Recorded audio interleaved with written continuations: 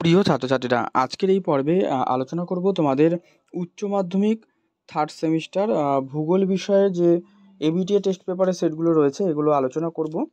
তবে আজকের পর্বে দুটো সেট অর্থাৎ এসি 26 এবং এসি 159 এই দুটো পেজের যে প্রশ্নগুলো রয়েছে তার উত্তরগুলো নিয়ে আলোচনা করব। অবশ্যই তোমরা ভিডিওটি প্রথম থেকে শেষ পর্যন্ত দেখো এবং এই প্রত্যেকটি প্রশ্নের সঠিক উত্তরগুলো দেখে নাও। আর অবশ্যই পর্বটি কিন্তু তোমার বন্ধুদের মধ্যে শেয়ার করে দিও, চ্যানেলে নতুন হলে সাবস্ক্রাইব করে রেখো। তো দেখো, প্রথমেই একটা তোমাদের স্তম্ভ দিয়ে শুরু হয়েছে পার্ট এ। এটা তোমাদের ভূগোল যেহেতু প্র্যাকটিক্যাল বিষয়ে রয়েছে, তো সেক্ষেত্রে এখানে কিন্তু 35 নম্বরের প্রশ্ন, অর্থাৎ 35টা এমসিকিউ প্রশ্ন পাবে। তো প্রথম যে প্রশ্ন রয়েছে স্তম্ভ, এখানে আমি উত্তরটা বলে দিই, তাহলে তোমাদের করতে সুবিধা হবে। অপশান সি, ঠিক আছে। পর্বটা যতটা ছোটোর মধ্যে হয় আমি করার চেষ্টা করছি। তো দেখো, একের উত্তর সি। দুই রয়েছে কোন উপযুগে আটলান্টিক মহাসাগরের উৎপত্তি হয়? এটা করে জুরাসিক। 3 ধীর প্রবাহী পুঞ্জক্ষয় প্রক্রিয়াটি হলো, এটা হচ্ছে মৃত্তিকা বিপর্ষণ। 3-এর উত্তর করবে মৃত্তিকা বিপর্ষণ। 4-এ যেটা রয়েছে 4 দাগের উত্তর করো সিল্ক হোল, অর্থাৎ অপশান সি থেকে ডোলাইন থেকে উভালা থেকে পোলজে, ঠিক আছে। 5 দাগ হচ্ছে হিমশিরি ট্রেড অংশে হিমবাহ গলা জল জমে তৈরি হয় কি? উত্তর হচ্ছে প্যাটার্নস্টার হ্রদ। 6 দাগে একটা ছবি রয়েছে, বলছে হিমবাহের ক্ষয় পদ্ধতির যে সঠিক বিন্যাস, তো এটা হবে হচ্ছে উৎপাটন অবঘর্ষ আচর, মানে অপশান বি। 7 দাগে যেটা রয়েছে দেখো, 7 দাগে বিবৃতি আর কারণ, তো উত্তরটা আমি এখানে বলে দিই। 7-এর উত্তর করো অপশান ডি, অর্থাৎ এ ভুল হলে তবে আর হলো সঠিক, ঠিক আছে। 8 দাগ রয়েছে সীমান্ত কুয়াশা ঊর্ধ্বগামী হয়ে সৃষ্টি করে কি মেঘ? স্ট্র্যাটাস মেঘ। এরপরে 9-এর হচ্ছে সত্য মিথ্যা নির্বাচন করো। 9-এর এটা করো অপশান এ, সত্য সত্য সত্য মিথ্যা। 10 দাগ সমুদ্র জলের উচ্চতা পরিমাপের ক্ষেত্রে যে যন্ত্রটি ব্যবহৃত হয় না তা হলো রিভার্সিং থার্মোমিটার। আবারও একটা স্তম্ভ রয়েছে 11 দাগে, এর উত্তর করো অপশান এ, ঠিক আছে। অপশান এ করবে হচ্ছে সঠিক। নেক্সট রয়েছে তোমাদের 12 দাগে চ্যালেঞ্জার উচ্চভূমি অবস্থিত কোন মহাসাগরে? এটা করলো আটলান্টিক মহাসাগরে। ভারতের প্রথম ইকো সিটি কোনটি? এটা হচ্ছে কুদ্রেমুখ, কর্ণাটক। প্রদত্ত খাদ্যজাল চিত্রটিতে খাদ্য শৃঙ্খল রয়েছে, এখানে কটা খাদ্য শৃঙ্খল? 5টি রয়েছে, ঠিক আছে। নেক্সট দেখো একটা অনুচ্ছেদ রয়েছে, ঠিক আছে। এখানে 15 নম্বর প্রশ্নের উত্তর দিতে হবে এখান থেকে পড়ে, তো এটা তোমরা পড়ে নিও অবশ্যই।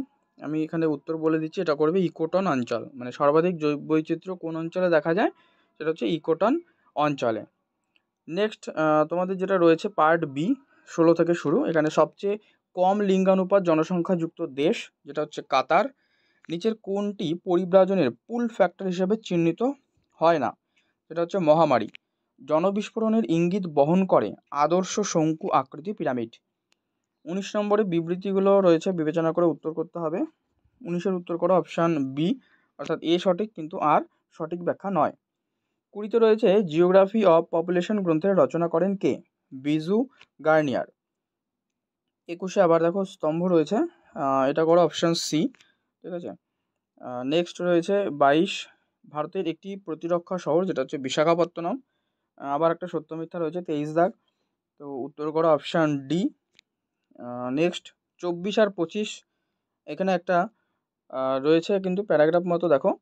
তো 24-এ রয়েছে হ্যামলেট বসতিগুলো সম্পর্কে যে বিষয়টি সঠিক নয়, তো এর উত্তর করবে যোগাযোগ ব্যবস্থা উন্নত, ঠিক আছে। আর একটি হ্যামলেট বসতির উদাহরণ কি? এটা হচ্ছে ঝাড়খণ্ডে মেঘাতুবুরু। আচ্ছা, এবার হচ্ছে পার্ট সি। এখানে বলছে বর্তমান ভারতে সর্বনিম্ন জনসংখ্যার বৃদ্ধি ঘটেছে কোথায়? সেটা হচ্ছে নাগাল্যান্ডে। 27 একটা স্তম্ভ, এর উত্তর করবে অপশান এ। 28 দাগ দেখো, 28 দাগে রয়েছে তামিলনাড়ুর নেভেলা, এটা কি কয়লার জন্য বিখ্যাত? এটা কিন্তু লিগনাইট কয়লার জন্য বিখ্যাত, তামিলনাড়ুর নেভেলা, নেভেলো। নেক্সট, ভারতে শস্য সমন্বয় অঞ্চলের সংখ্যা, উত্তর 15টি।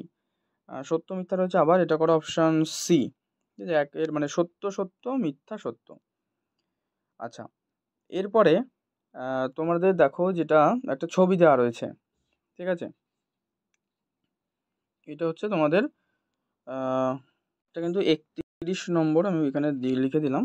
তো এক্ষেত্রে এই যে ম্যাপটা দেখছো, এই যে সি জায়গাটা চিহ্নিত করা না, সি, তো এইটা হচ্ছে কিন্তু মনে রাখবে বায়লাডিলা লৌহ আকরিক খনি, এই জায়গাটা, ঠিক আছে, বায়লাডিলা লৌহ আকরিক খনি, অপশান বি।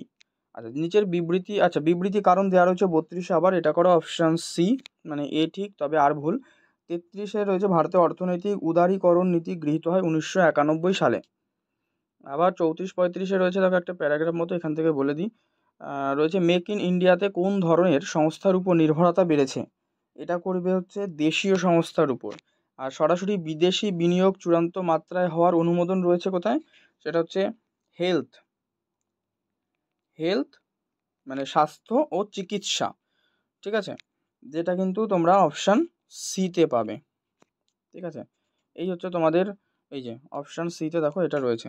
এটা সেট 1 নম্বর আলোচনা করলাম। এবারে চলে যাও তোমরা পরবর্তী 159 নম্বর পেজ, এখানে তোমাদের যেগুলো রয়েছে এগুলো আলোচনা করছি, এখান থেকে দেখে নাও 159 পেজ, ঠিক আছে। আর এখানে প্রথম এখানে আমি লিখে দিই এসি 159। আচ্ছা প্রথম হচ্ছে প্যানজিয়ার ভাঙন শুরু হয় কোন যুগে, এটা করো কার্বনিফেরাস যুগে। ভুল ঠিক নির্বাচন করো, এটা হচ্ছে অপশান এ করে দাও ঠিক, মানে 1 আর 2 হচ্ছে ঠিক আর 3, 4 ভুল, ঠিক আছে। 3 দাগের প্রশ্ন, শৈলক্ষে বৃষ্টিপাতের ক্ষেত্রে পর্বতের অনুবাদ ঢালে যে মেঘের সৃষ্টি হয় সেটাকে কি বলা হয়, স্ট্র্যাটাস মেঘ। শুষ্ক তাপবিযুক্ত উষ্ণতা হ্রাসের হার, এটা করো 10 ডিগ্রি সেন্টিগ্রেড পার 1000 মিটারে। আর এটার এক্স্যাক্ট যেটা রয়েছে সেটা হচ্ছে 9.6 ডিগ্রি সেন্টিগ্রেড, ঠিক আছে। নিম্নলিখিত বিবৃতিগুলো বিবেচনা করতে বলা হয়েছে এখানে। 5-এর উত্তর আমি বলে দিই, এটা করো সি, মানে দুটো বিবৃতিই সঠিক। 6 বাস্তুতন্ত্র বা ইকোসিস্টেম শব্দটি প্রথম ব্যবহার করেন ভৌগোলিক ট্যান্সলে। হিমবাহের তলদেশে সঞ্চিত যে গ্রাবরেখা তাকে কি বলা হয়, উত্তর হচ্ছে ভূমি গ্রাবরেখা। 8 দাগে এরপরে তোমাদের একটা স্তম্ভ কিন্তু দেওয়া রয়েছে এখানে, ঠিক আছে। 8 দাগের স্তম্ভ যেটা রয়েছে তোমরা এটা করো যে হ্যালোকাস্ট, তাই তো, আচ্ছা এটা করবে অপশান সি, 1-এর 2 2-এর 4, এই 1-এর 2 এখানে আমি দেখিয়ে দিই তাহলে তোমাদের সুবিধা হবে।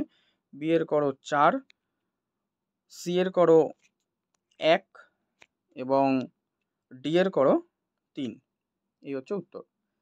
9 দাগে সমুদ্র জলে ভাসমান বৃহৎ বরফের স্তূপকে কি বলা হয়, হিমশৈল।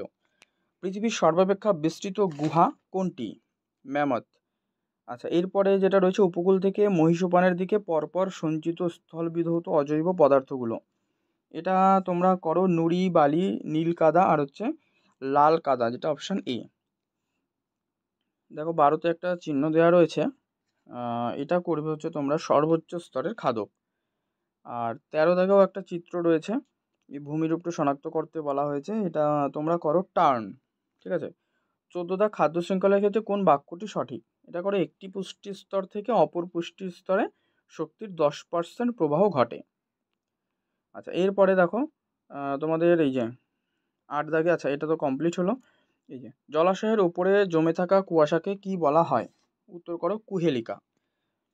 পার্ট বি রয়েছে যে রোড সাইড হ্যামলেট কথাটি প্রথম ব্যবহার করেন যে ভৌগোলিক, তিনি হলেন ক্রিস্টলার।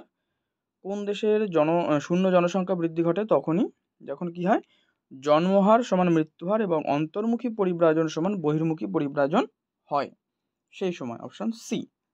18তে রয়েছে ভারতের সবুজ বিপ্লবের ফলশ্রুতিতে কোন ধরনের পরিব্রাজন সৃষ্টি হয়েছিল, গ্রাম থেকে শহর, অপশান সি। 19 একটা স্তম্ভ, 19 স্তম্ভের উত্তর করো অপশান ডি, ঠিক আছে, অপশান ডি করবে। 20 দাগ রয়েছে উমল্যান্ড কথাটি সর্বপ্রথম ব্যবহার করেন ভৌগোলিক আন্দ্রে অ্যালেক্স। সবুজ গ্রামের অর্থনৈতিক কার্যাবলী, এটা মূলত বিভিন্ন এটা মূলত হচ্ছে বিভিন্ন বনজ সম্পদের সংগ্রহ নির্ভর করে। গ্লোবাল সিটি ইন্ডেক্স 2021 অনুযায়ী প্রথম থেকে চতুর্থ ক্রম মানে র্যাঙ্ক অনুসারে শহরগুলিকে সাজালে আসবে যে new York, London, Tokyo, Paris. কোন দেশের জন্মহার ও মৃত্যুহারের পার্থক্যকে কি বলে, উত্তর স্বাভাবিক বৃদ্ধি। মেগালোপলিস শব্দটি প্রথম ব্যবহার করেন ভৌগোলিক গটম্যান। জনঘনত্ব একটি যে ধরনের ধারণা তা হলো পরিমাণগত। এরপরে পার্ট সি, এটা করো ভারতের বৈদেশিক বাণিজ্য সংগঠিত হয় যে পরিবহন মাধ্যমের দ্বারা। উত্তর, এটা করো পরিবহন মাধ্যমের দ্বারা। আচ্ছা, এরপরে আবার একটা বিবৃতি ব্যাখ্যা, এটা করো যে দুটি বিবৃতি সঠিক এবং 8 নম্বর বিবৃতি এ এর সঠিক ব্যাখ্যা। ঠিক আছে। ভারতের স্বর্ণতন্তু কাকে বলা হয়? স্বর্ণতন্তু বলা হয় কিন্তু পাটকে বা সোনালী তন্তু। ভারতের সর্বনিম্ন জনঘনত্ব বিশিষ্ট কেন্দ্রশাসিত রাজ্য আন্দামান ও নিকোবর দ্বীপপুঞ্জ। 30 স্তম্ভ, এর উত্তর তোমরা করে দাও অপশান বি। 31 সাক্ষরতা হার অনুসারে ভারতের রাজ্যগুলোকে বড় থেকে ছোট অনুসারে সাজালে হবে কেরল, মিজোরাম, গোয়া এবং ত্রিপুরা। আচ্ছা, এটা বলছে বড় থেকে ছোট সাক্ষরতা অনুযায়ী। আচ্ছা, 32 রয়েছে শস্য প্রখরতা, যেটা সিআই। এই প্রকাশ করার যে সূত্র সেটা হচ্ছে অপশান সি, মোট চাষের জমি, সিআই ইকুয়ালস টু মোট চাষের জমি বা নেট চাষের জমি ইন্টু 100। আচ্ছা, এরপরে তোমাদের রয়েছে 33 নম্বরে রয়েছে কি মিল্কম্যান অফ ইন্ডিয়া, মানে মিল্কম্যান কাকে বলা হচ্ছে? এটার উত্তর করো doctor V Kurien, option B. 34 নম্বর একটা অনুচ্ছেদের এখানে দেখো, পড়ে নাও এটা। 34-35 কি বলা হচ্ছে, যে এখানে বলা হচ্ছে মেক ইন ইন্ডিয়া কোন মন্ত্রকের অধীনস্থ? এটা হচ্ছে অপশান বি, মানে বাণিজ্য ও শিল্প মন্ত্রকের আন্ডারে এটি। গোলাপি বিপ্লবের জনক তিনি হচ্ছেন হীরালাল চৌধুরী। এই হচ্ছে তোমাদের দুটো পেজ আমি আলোচনা করলাম। তো পরবর্তী ভালো লাগলে অবশ্যই লাইক করে দিও, শেয়ার করে দিও, চ্যানেলে নতুন হলে সাবস্ক্রাইব করে রাখো। পাশাপাশি এই পর্বটি তোমরা প্রত্যেকে প্রশ্নগুলো সমাধান করবে।